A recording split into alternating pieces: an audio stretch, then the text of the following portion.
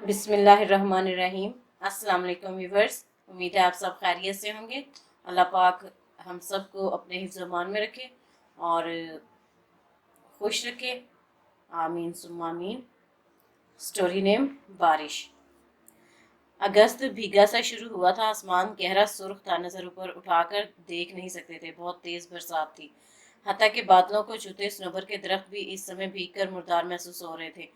बरसात की वो मखसूस ठंड सारे माहौल में रची थी। ये स्याह डामर की सड़क इस पल चिकनी फिसलन मालूम हो रही थी। बारिश की मोटी मोटी बूंदें आबशार की मानद गिर रही थीं। इस सुनसान पानी से भरी सड़क के किनारे से देखो तो एक जानिब सनोबर सरकंडे के घने दरख्तों की कतार थी, गालबन पीछे जंगल शुरू हो जाता था। इसी पल आसमान पे जामनी रंग की तेज बिजली कड़की और इस रोशनी में कतार के दरमियान वो स्याह रंग की कार खड़ी दिखाई देगी जिसकी हेडलाइट्स बंद थीं, और कार के साथ ही वो इंसानी ह्यूला खड़ा मालूम होगा। और यहाँ से हमारी कहानी शुरू होती है। करीब जाने पे वो लड़का वाजिया दिखाई देगा। वो 28-29 बरस का, गोरी चिट्टी रंगत और बारीक नकूश का हामिल खूबसूरत लड़का था।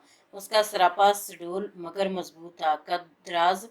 वो सफ़ेद शर्ट और जीन्स में मलबूस था, लेकिन नज़दीक से उसकी स्याह आंखें देखो तो वो भीगी हुई थीं, सुर्ख सी। नहीं, बारिश की वजह से नहीं, वो आंसू थे जो उसके चेहरे पे गिर के बरसात के साथ बहे जा रहे थे। वो पूरी तरह भीगा हुआ था, ठंड से कांप भी रहा था। न जाने कब से वो यहाँ खड़ा था और न जाने कब तक खड़े रहने का इरादा था। वो सर्दी की वजह से मुसलसल कांप रहा था, लेकिन शायद उसे इस बात का एहसास न था कि ठंड की वजह से उसके होंठ सफ़ेद पड़ चुके हैं और किसी हद तक चेहरा भी। उसकी निगाहें सामने बने इस खूबसूरत बंगले पे टिकी थीं। वो मुसलसल उस खिड़की की सिमत देख रहा था जहाँ सफ़ेद पर्दे गिरे थे और तमाम रोशनियां बंद थीं। नज़रों में बहुत से रंग थे। बारिश के शोर में एक अजब आवाज़ थी, किसी के बोलने की, मगर इस आवाज़ को सिर्फ वो शख्स ही सुन सकता था। शायद वो दिल की आवाज़ थी। मैं कुछ नहीं जानता और मैं कुछ नहीं समझता और मेरे लिए कुछ मुमकिन नहीं है, क्योंकि मैं महदूद हूँ, मेरी सोच महदूद है। मैं नहीं मान सकता कि समंदर का पानी साहिल पे चलने वाली हवा से खुश्क हो सकता है। मैं नहीं मानता कि सूरज कभी ठंडा हो सकता है। मैं नहीं मानता कि बिजली और पानी इकट्ठे हो सकते हैं। ऐसा नहीं होता कि तू किसी को बेजोड़ पैदा करे, क्योंकि मैं इंसान हूँ, महदूद इंसान, और मेरे लिए ये मुमकिन नहीं है। लेकिन तू करता है। तूने समंदर को खुश्क किया है, तू सर्दियों में सूरज को ठंडा कर देता है और बरसात में बिजली कड़कती है, लेकिन किसी को उससे डर नहीं लगता। तूने बेजोड़ परिंदे को पैदा किया है और उसकी नस्ल को तो बढ़ाता है। तेरे लिए कुछ नामुमकिन नहीं है, क्योंकि तू अल्लाह है, सब पे कादिर। और तूने ही मेरे दिल में मोहब्बत पैदा की है और तूने ही उसकी चाह। सो अगर मेरी मोहब्बत सच्ची है तो आज तू मुझे उसे देगा। अगर मैं उसके हक में बेहतर हूँ तो तू मुझे उससे मिलाएगा। अब मैं कुछ नहीं करूँगा, क्योंकि जहाँ तक मेरी हद है मैं वहाँ तक कर चुका हूँ। अब तेरा काम है। वो नज़रें उस मखसूस खिड़की पे टिकाए बार बार तहैया किए जा रहा था। सांस का तनफ्फुस अब मज़ीद गहरा होता जा रहा था। रगों में खून की जगह ठंडक ने ले ली थी और बारिश मज़ीद बढ़ती जा रही थी। बिजली मुसलसल चमक रही थी।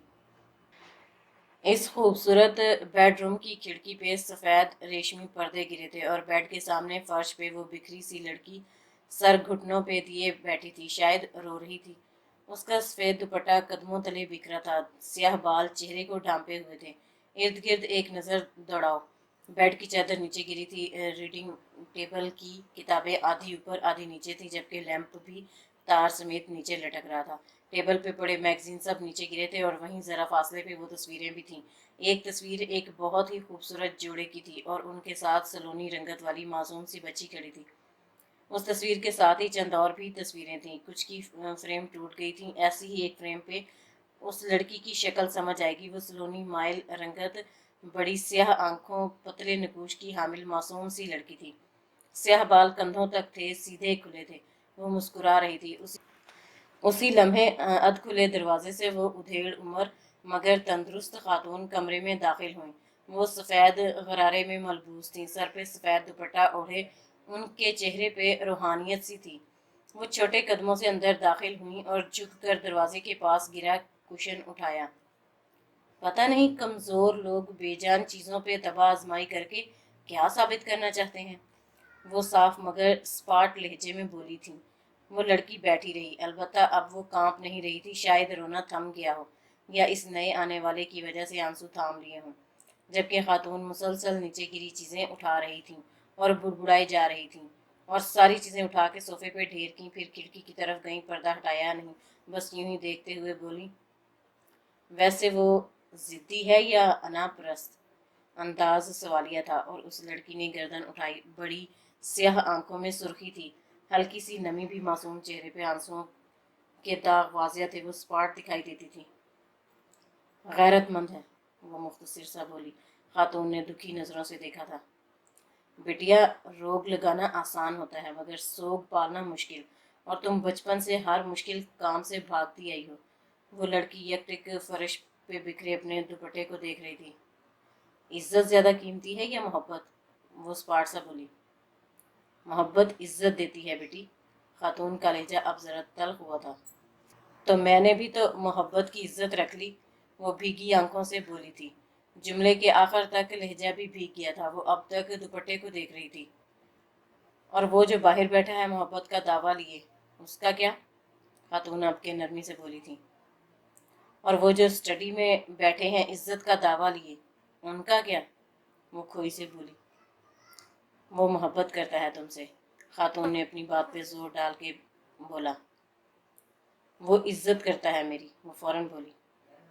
वो तुम्हारी खातिर बाहर बैठा है। खातून का अंदाज हतमी था। वो अपनी गैरत की खातिर बाहर बैठा है। वो फीकी सी हंसी हंसी थी। लेकिन वो तुम्हारे इंतज़ार में वहाँ है, बैठा है। आपके खातून का लहजा थका सा था।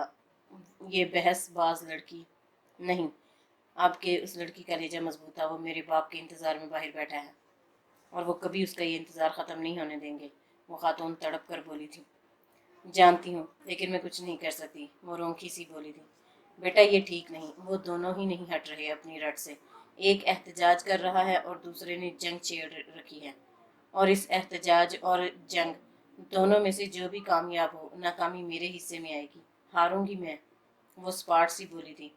कुछ तो कहो उसे, वो बाहर यूं खड़े खड़े मर जाएगा बारिश में। आपकी खातून चिल्लाई थी और उस लड़की ने भवें सकेड़ी। इधर उधर देखा, तासुरात ऐसे थे जैसे नींद से अभी अभी जागी हो। वो मर जाएगा, वो सरगोशी में बोली थी। खातून बेबसी से उसे देख रही थी। हाँ, वो मर जाएगा, वो मर जाएगा। वो फूट फूट के रोने लगी। खातून उसके पास बैठ गई और कंधे सहलाने लगी। वो रोते हुए बोलने लगी। वो आवाज़ में कर्ब सा था। वो मर जाएगा। ये बरसात, ये ठंड उसे मार देगी। अब की बार आवाज़ और अंदाज दोनों में हैजान था। उसे ठंड लग जाती है फ़ौरन, उसे सर्दी बर्दाश्त नहीं है, उसे इन्फ्लुएंजा हो जाता है। वो मर जाएगा जहांरा, वो मर जाएगा। वो आपके धाड़े मार कर रोने लगी थी। नहीं जिमल, नहीं, यूँ मत रो, रोने से किस्मत नहीं बदलेगी। वो अब फिर से दिलासे देने लगी थी। मैं किस्मत को बदल नहीं सकती जहांरा, वो रोते हुए बोली थी। मैं यूं उसके साथ नहीं जा सकती। मैं बाबा से बहुत मोहब्बत करती हूँ और कभी उन्हें बेइज्जत नहीं करवा सकती, मगर मैं उससे भी बहुत मोहब्बत करती हूँ और उसके बगैर रह नहीं सकती। आप जाएं जहांरा, जाके कहें उसे वो जाए यहाँ से। बाबा नहीं मानेंगे। उसे मेरी कसम दें, मेरा वास्ता दें कि वो चला जाए यहाँ से। वो रोई जा रही थी, बोले जा रही थी, और वो खातून उसे तसल्लियाँ दिए जा रही थी। सफ़ेद पर्दों वाली खिड़की से बारिश तेज़ महसूस हो रही थी और बिजली फिर कड़की थी। आसमानी बिजली की तेज़ रोशनी खिड़की के शीशों से अंदर आ रही थी, जबकि शीशों पे पानी की मोटी मोटी बूंदें बन रही थीं। इस अंधेरे कमरे में रोशनी वाजिया महसूस हो रही थी। इर्द गिर्द दीवारें किताबों से भरी थीं। सामने एक रीडिंग टेबल जिसकी पुष्ट पे आतिशकदा रोशन था। रीडिंग टेबल पे वो इंसानी ह्योला नुमाया था। बिजली की रोशनी में उनका चेहरा वाजिया हुआ था। वो करख्त चेहरे वाले एक बारिश से शख्स थे। उनका चेहरा हर तरह के तासुरात से आरी स्पाट था, मगर नज़रें फानूस पे टिकी थीं। अलबत्ता वो देख वहाँ नहीं रहे थे। उनके कानों में मुसलसल जिमल की आवाज़ गूंज रही थी। नज़रों में वो लम्हा अब तक ठहरा था जब जिमल उनके सामने सहमी सी खड़ी थी, यहीं इस आतिशकदे के पास। मुसलसल उंगलियां मरोड़ती, चेहरे पे डर था और उम्मीद भी। मंजर शाम का महसूस होता था। बरसात अभी भी हो रही थी। बाबा, मुइज़ और मैं एक ही डिपार्टमेंट में पढ़ते हैं। वो मेरा सीनियर है, वो हिचकिचा कर बोली। बाबा, बाबा, वो और उसके घर वाले आपसे मिलना चाहते हैं। वो हम वो बोल नहीं पा रही थी। वो जुमला और लफ्ज़ दोनों अधूरा छोड़ गई। انہوں نے گہرا سانس بھرا، آنکھیں بند کی، ان میں سرخی تھی۔ جب دوبارہ آنکھیں کھولیں تو سماعت میں دوسری آواز گونج رہی تھی۔ وہ آواز معیز کی تھی۔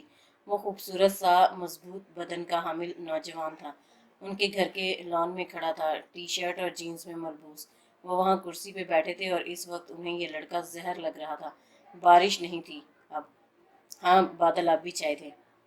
انکل میں، اور کہتے ہوئے اچانک رکا تھا۔ وہ بہت جوشیلے انداز میں بولا تھا کہ تبھی انہوں نے اپنی کرخت آواز سنی، صرف کرنل حسین، اس سے زیادہ کچھ نہیں۔ اس آواز میں رعب، تکبر، سب تھا۔ غالباً مخاطب کو محسوس کر لینا چاہیے تھا۔ سر میں معیز ہوں، معیز عباس، زمل کی یونیورسٹی میں پڑھتا ہوں۔ آپ کے اس کا لہجہ، آواز، سب مضبوط اور پر اعتماد تھا، یعنی وہ محسوس کر گیا تھا ہم بہت اچھے فیلوز ہیں اور وہ بہت اچھی لڑکی ہے۔ سر میں اسے اپنی زندگی میں شامل کرنا چاہتا ہوں۔ انتہائی سلیقے سے بات کی گئی تھی۔ تم کام کیا کرتے ہو؟ کرخت آواز کا سوال، سپاٹ چہرہ۔ سر ابھی تو پڑھائی کر رہا ہوں، لاسٹ ایئر ہے، مگر ایک پرائیویٹ بینک میں جاب کر رہا ہوں۔ وہ ہچکچا کے بولا۔ اور خاندان کیا ہے تمہارا؟ وہی کرخت انداز۔ سر میرا تعلق کراچی سے ہے، ابا فرنیچر کا بزنس کرتے ہیں اور امی اسکول پرنسپل ہیں۔ آپ کے وہ اور زیادہ مضبوط لگا تھا۔ کیا تمہارے والدین کو علم ہے تمہارے یہاں آمد کا؟ سر وہ جانتے ہیں، وہ خود آپ سے ملنا چاہتے تھے، لیکن زمل نے کہا کہ آپ مجھ سے ملنا چاہتے ہیں تو وہ دانستہ جملہ ادھورا چھوڑ گیا۔ کیا تم جانتے ہو میں کون ہوں؟ وہی حد تک آمیز لہجے میں پوچھا گیا تھا اور معیز انہیں بے تاثر نظروں سے دیکھے گیا۔ میں آرمی میں کرنل ہوں، میرے والد ایئر مارشل تھے، میرے دادا برٹش انڈین آرمی میں کیپٹن تھے اور میری بیوی ڈاکٹر تھی۔ میرا تعلق ہندوستان کے شہر ہریانہ کے زمیندار خاندان سے ہے اور آج بھی میں اس ملک کے امیر ترین شخصیات میں شامل ہوتا ہوں۔ آج بھی میرے پاس کئی زمینیں اور جاگیریں ہیں، ملیں، فیکٹریاں ہیں۔ وہ شہر جہاں تم رہتے ہو، میری کئی جائیداد وہاں ہے۔ متکبرانہ انداز تھا۔ معیز خاموشی سے دیکھتا رہا۔ اور میری بیٹی؟ وہ لٹھ مار انداز میں کہہ کر تھمے۔ مجھے نہیں لگتا کہ مجھے تمہارے سامنے وہ روایتی جملے کہنے کی ضرورت ہے کہ تم میری بیٹی کی خواہشات کو ایک بینک کی جاب میں پورا کر سکو گے یا نہیں۔ تم خود سمجھدار لگتے ہو، زیمو کے ساتھ پڑھے ہو، اس کا لائف سٹائل دیکھ رکھا ہوگا تم نے، اس کا لباس، کھانا پینا، جیب خرچ، گاڑی، سب تمہارے سامنے ہے۔ اور پھر تمہاری تعلیم ختم ہو جائے گی تو شاید تمہیں اچھی نوکری مل بھی جائے، مگر میرا مسئلہ، وہ اسے گھورتے ہوئے بولے، جو اب تک سپاٹ سا کھڑا تھا لیکن آنکھوں میں چبھن سی تھی۔ بادل اب مزید گہرے ہو گئے تھے، فضا میں گھٹن کا تناسب بڑھ گیا تھا، ہوا بند تھی، گویا اب برسے کہ تب۔ تمہیں پتہ ہے میری بیٹی کے لیے میرے ایک دوست جو کہ کور کمانڈر ہیں، انہوں نے اپنے بیٹے کا رشتہ دیا ہے۔ وہ ایئر فورس میں پائلٹ ہے، ایک اور آرمی آفیسر ہے میری کمان کا۔ اس کی والدہ نے بھی زمل کے لیے پیغام بھیجا ہے۔ لاہور کی ایک بہت اعلیٰ سیاسی خاندان کا بھی ایک پیغام ہے، لڑکا اگلے انتخابات میں الیکشن لڑے گا۔ المختصر میرے پاس دولت، نسب، صورت اور سوشل سٹیٹس میں بہترین رشتے میری زمل کے لیے موجود ہیں، جہاں میری بیٹی کی نہ صرف پرآسائش زندگی ہوگی بلکہ ایک اچھی سوسائٹی میں اس کا اٹھنا بیٹھنا ہوگا۔ اور یہ تو کامن سینس ہے کہ ہر باپ اپنی بیٹی کے لیے بہترین مستقبل چاہتا ہے۔ تو پھر بتاؤ کیا ہے تم میں جو میں تمہارے حق میں سوچوں؟ ان کا انداز بہت سادہ ہو گیا تھا لیکن نظروں میں سر داغ تھی۔ معیز خاموشی سے انہیں دیکھ رہا تھا۔ ممکن ہے تم محنت کر کے میری بیٹی کو سال میں 1 لاکھ کا جوڑا پہنا لو، ایک ملازمہ رکھ کے اس کے کام کاج کروا لو، مگر خاندان، وہ کہاں سے لا کر دو گے؟ ایک مڈل کلاس فیملی ہے تمہاری، نہ ہم جیسا پس منظر، نہ حسب نسب۔ میں کیسے تمہیں اپنے خاندان میں شامل کروں؟ کیسے اپنی پھولوں جیسی بچی اٹھا کے تمہیں دے دوں؟ کیسے؟ اب کہ ان کا انداز سوالیہ تھا۔ معیز نے جو خاصی دیر سے انہیں دیکھ رہا تھا گہرا سانس بھرا، اسے اپنے چہرے پہ پھوار سی محسوس ہوئی۔ اس نے گردن اٹھا کر دیکھا، بوندا باندی شروع ہو چکی تھی، پھر مسکرایا اور بولا، سر جہاں تک تعلق حسب نسب کا ہے تو میرے لیے اتنا ہی کافی ہے، میں ایک شریف ماں اور شریف باپ کی جائز اولاد ہوں۔ میں آپ کو یہ بتانا ہرگز ضروری نہیں سمجھتا کہ میرے دادا نانا کا تعلق کہاں سے تھا یا وہ کیا تھے، کیونکہ زمل کے ساتھ زندگی مجھے گزارنی ہے، انہیں نہیں۔ اس کا انداز جتلاتا ہوا تھا۔ کرنل اسپاٹ نظروں سے اسے دیکھتے گئے۔ اور آپ کو شاید کوئی غلط فہمی ہوئی ہے، یہ شاید زمل نے میرا تعارف آپ کو مکمل کروایا نہیں۔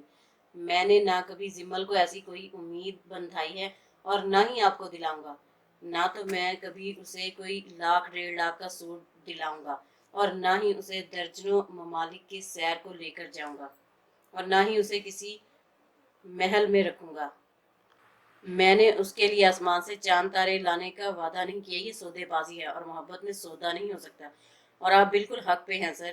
جب کل آپ کی جگہ میں بیٹھا ہوں گا اور میری طرح کوئی میرے سامنے کھڑا مجھ سے میری زندگی مانگ رہا ہوگا نا، تب میں بھی آپ کی طرح ایسی باتیں کروں گا، کیونکہ مجھے بھی اپنی بیٹی کے لیے پرفیکٹ انسان چاہیے ہوگا، اور مجھے بھی وہ لڑکا اتنا ہی برا لگے گا جتنا اس وقت میں آپ کو لگ رہا ہوں۔ تو یس سر، میں سمجھ سکتا ہوں، اور یہ صحیح بھی ہے۔ جہاں ایسے ایسے آپشنز ہوں وہاں مجھ جیسے کے لیے کوئی جگہ نہیں بنتی۔ اور سر، سچ کہوں تو حقیقت یہ ہے کہ میں بھی زمل سے بہت محبت کرتا ہوں، اور آپ کی بات سن کر لمحے بھر کو میرا دل بھی کیا کہ میں پیچھے ہٹ جاؤں، کیونکہ میں زمل کو ہمیشہ خوش دیکھنا چاہتا ہوں، اور زمل ڈیزرو کرتی ہے ایک پرآسائش زندگی۔ سر، میں خود غرض نہیں ہوں، لیکن ایک مسئلہ ہے سر۔ وہ کہہ کر سانس لینے کو رکا۔ میں ضرور ہٹ جاتا اگر میں یہ نہیں جانتا ہوتا کہ زمل مجھ سے محبت کرتی ہے۔ اگر اس کی زندگی میں کوئی اور آیا تو آپ کی خوشی کی خاطر وہ اس کی زندگی میں چلی جائے گی، مگر وہ کبھی مجھے دل سے نکال نہیں سکتی سر۔ وہ کہہ کے تھما تھا۔ وہ ہمیشہ مجھے چاہتی رہے گی۔ وہ دماغ سے کسی اور کے ساتھ ہوگی اور دل سے میرے ساتھ ہوگی۔ وہ خیانت کرتی رہے گی سر۔ وہ عورت بدترین ہوتی ہے جو اپنے شوہر کے ساتھ خیانت کرے، اور میں نہیں چاہتا کہ میری زمل خائن بنے، اور میں اتنا بہادر نہیں ہوں کہ اسے کسی اور کا ہوتے دیکھوں۔ اور سر، جہاں تک بات رہی لائف سٹائل کی، تو ہاں، یہ فیکٹ ہے کہ میں اسے بہت قیمتی لباس نہ پہنا سکوں گا، لیکن میں خود اس کا لباس ضرور بنوں گا تاکہ وہ دنیا سے چھپ جائے۔ میں اسے درجنوں ذائقے نہ کھلا سکوں، لیکن اپنے کھانے کا پہلا نوالا ہمیشہ اس کے منہ میں ڈالوں گا۔ وہ بھوکی نہیں رہے گی کبھی۔ میں کبھی بھی تنگی حالت کی وجہ سے اسے کبھی کمانے کے لیے گھر سے نکلنے نہیں دوں گا۔ سر، میں اسے کبھی آپ جتنی محبت نہیں کر سکتا۔ اب کہ وہ بولا تو لہجے میں طنز تھا۔ لیکن اس دنیا میں کوئی بھی شخص اسے مجھ جتنی محبت نہیں کر سکتا۔ وہ کہہ کر تھما تھا۔ گہرا سانس بھرا کرنل حسین خاموشی سے اسے دیکھے گئے، پھر سر کو خم دیا، گلا کھنکار کے بولے، پھوار اب ہلکی ہلکی بارش میں بدل رہی تھی۔ تم اچھی باتیں کرتے ہو، اچھی سوچ ہے، اور دعویٰ بھی بڑا دمدار ہے، لیکن وہ اسپاٹ سے کہہ رہے تھے اور کہتے ہوئے کھڑے ہوئے، میرے پاس آپشنز ہیں تمہیں سلیکٹ کرنے کا اور ریجیکٹ کرنے کا، سو میں نے تمہیں ریجیکٹ کیا۔ وہ سرسری انداز میں بولے۔ معیز، جو انہیں اسپاٹ تاثرات سے دیکھ رہا تھا، مسکرایا۔ اب تم جا سکتے ہو، اور دروازہ پار کرتے ہوئے تم بھول جاؤ گے اس جگہ کا نام، پتہ، اور سب سے اہم، زمل۔ وہ اپنے جملے پہ زور ڈال کے کہتے ہوئے واپس پلٹنے لگے، تبھی وہ بولا۔ اب بارش تیز ہو رہی تھی سر، لبوں پہ مسکراہٹ تھی تپانے والی۔ آپ مجھے مسترد کر رہے ہیں کیونکہ آپ بھی اس سے بہت محبت کرتے ہیں، اور میں اسے چھوڑ نہیں سکتا سر، کیونکہ میں بھی اس سے بہت محبت کرتا ہوں۔ انداز پر اعتماد تھا۔ تو لڑو گے مجھ سے؟ کرنل حسین کا لہجہ اب بھی کھردرا سا تھا۔ میں آپ سے کبھی نہیں لڑ سکتا سر، معیز مسکرا کے بولا۔ تو کیا بھیک مانگو گے محبت کی، سستے عاشقوں کی طرح؟ اتنی بے مول نہیں ہے سر، بہت عزت کرتا ہوں اپنی محبت کی میں، اور اپنی بھی۔ آپ وہ ہیں جو اللہ کے بعد سب سے زیادہ حق رکھتے ہیں زمل پہ، اسی لیے اس کے بعد آپ کے پاس آیا اسے مانگنے، لیکن آپ سے نہیں مانگوں گا، وہ سادگی سے بولا۔ تو پھر کیا کرو گے؟ کرنل حسین نے پوچھا۔ اس سے مانگوں گا جس نے میری قسمت بنائی ہے۔ معیز بہت پر اعتماد معلوم ہو رہا تھا۔ اور اگر اس نے تمہاری قسمت زمل کو نہ بنایا ہو پھر؟ کرنل صاحب نے گویا ہز اٹھایا ہو۔ سنا ہے اللہ سے مانگو تو وہ قسمت بدل دیتا ہے، معیز دھیمے لہجے میں بولا تھا۔ مسکراہٹ برقرار تھی۔ اسے آزماؤ گے؟ کرنل صاحب نے بھویں اچکا کر پوچھا۔ اس کی بنائی مخلوق بھلا اسے کیسے آزما سکتی ہے؟ مجھے لگتا ہے وہ مجھے آزما رہا ہے، وہ کھویا کھویا سا بولا تھا۔ کرنل صاحب مسکرائے۔ وہ اس سارے میں پہلی بار مسکرائے تھے۔ ایک طرف تمہاری محبت ہے اور ایک طرف میری، तुम बैठकर उसकी मोहब्बत में एहतजाज करो और मैं जंग करूँगा। वो मुस्कुराते हुए कह के वापस घर की तरफ पलटे थे और मुइज़ दरवाजे की सिमत बढ़ा था। दरवाजे पे दस्तक की आवाज़ से उन्होंने आंखें खोली। कमरे में सामने वही अधेड़ उम्र खातून खड़ी थी, हाथ में ट्रे लिए जिसमें चाय का कप रखा था। चाय, जहां आरा मुख्तसर बोली, कहते हुए उनके जवाब को सुने बगैर ही अंदर आ गई और चाय सामने रख दी। फिर पलटने लगी तो वो बोले, तो आप मुझसे खफा हैं जहां आरा?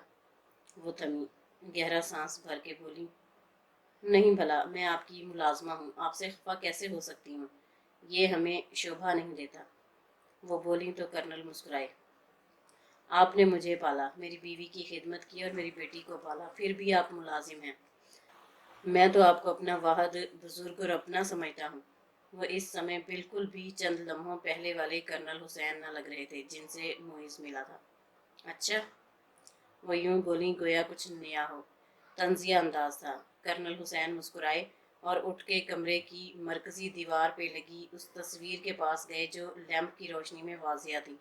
वो एक हसीन खातून की तस्वीर थी जो स्याह आंखें बिल्कुल जिम्मल जैसी थी। आपको क्या लगता है जहां आरा, मैं अपनी बेटी का दुश्मन हूँ?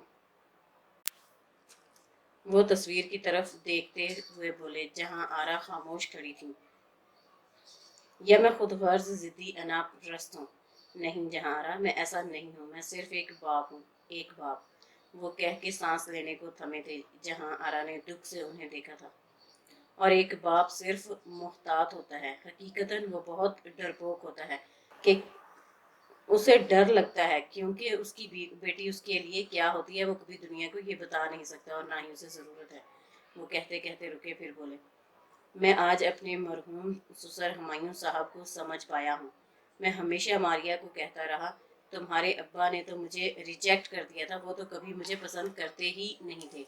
मैंने हमेशा मारिया को उसके वालिद के हवाले से छेड़ा, शरारत की, तंग किया, लेकिन आज मुझे पता चला कि वाकई एक बाप को अपनी बेटी के लिए परफेक्ट चाहिए होता है और वो परफेक्ट उसे कभी नहीं मिलता। खासकर वो तो बहुत बुरा लगता है जो बेटी को अच्छा लगे। जहां आरा उन्हें खामोशी से देखे गई। मुझे सच में मुइज़ बुरा लगा। वो मेरी बेटी को अच्छा जो लगता है। ऐसा क्यों होता है जहां आरा? हमारी बेटी जो हमें सबसे ज़्यादा पसंद करती है, उसे कोई और पसंद आ जाए।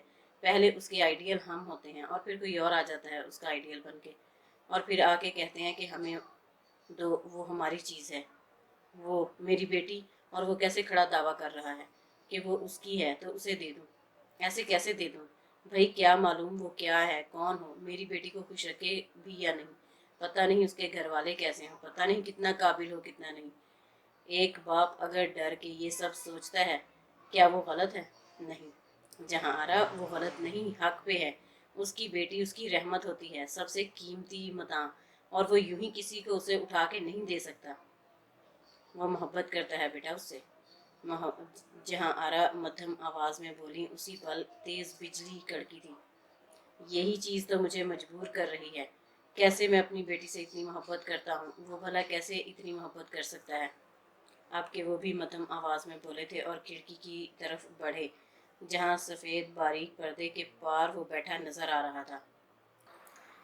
जहाँ आरा, आपको याद है जब मारिया की मौत से पहले, जब जिम्मल काफ़ी छोटी थी, तब एक दफ़ा उसके बर्थडे पे जब मैं देर से घर पहुंचा था तो मुझसे नाराज़ हो गई थी और मुझे घर आने नहीं दे रही थी। मैं बाहर बारिश में खड़ा था। मारिया ने, आपने लाख जतन किए लेकिन वो नहीं मानी। मारिया ने मुझे चुपके से अंदर बुलाना भी चाहा, लेकिन मैं नहीं आया कि जब तक वो मुझसे नाराज़ है मैं नहीं आऊँगा। वो मुझे माफ़ करेगी तो आऊँगा। और मैं कई घंटे तक बाहर खड़ा बारिश में भीगता रहा था।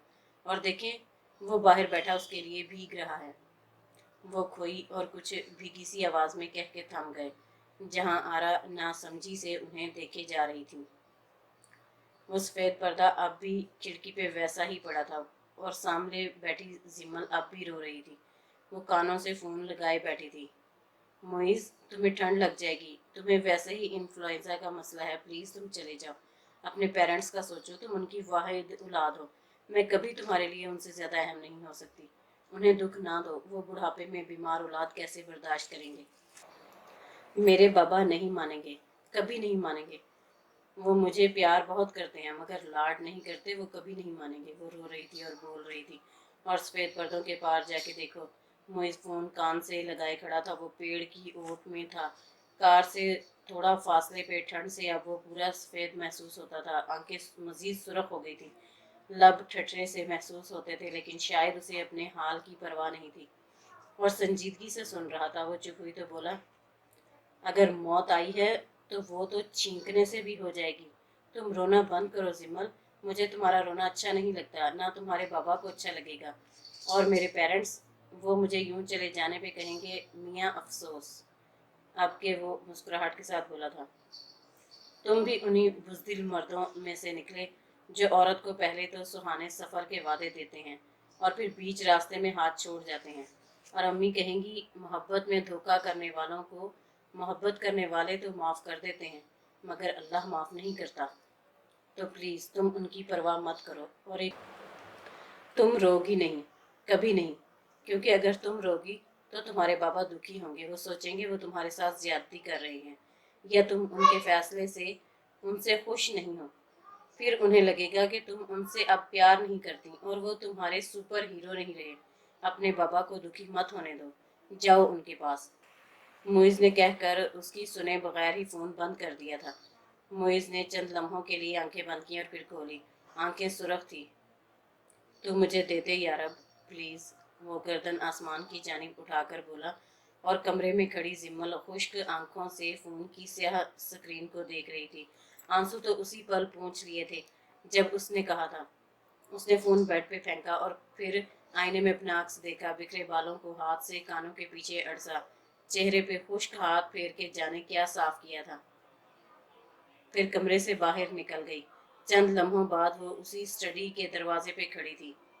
بتیاں اب روشن تھیں۔ وہ دستک دے کے بولی، بابا آپ نے بلایا؟ وہ دھیمے سے بولی، لہجہ سادہ تھا۔ کرنل صاحب اب ناک پہ چشمہ ٹکائے بیٹھے تھے، ہاتھ میں بڑا سا البم کھلا پڑا تھا۔ آواز پہ چونک چمبے سے دیکھا۔ ڈیئر ویورز، اگر آپ کو ہماری ویڈیوز اچھی لگتی ہیں تو ہمارا چینل سبسکرائب کیجئے اور بیل آئیکن دبانا مت بھولیے گا۔ اپنا اور اپنے پیاروں کا بہت خیال رکھیے۔ اللہ حافظ۔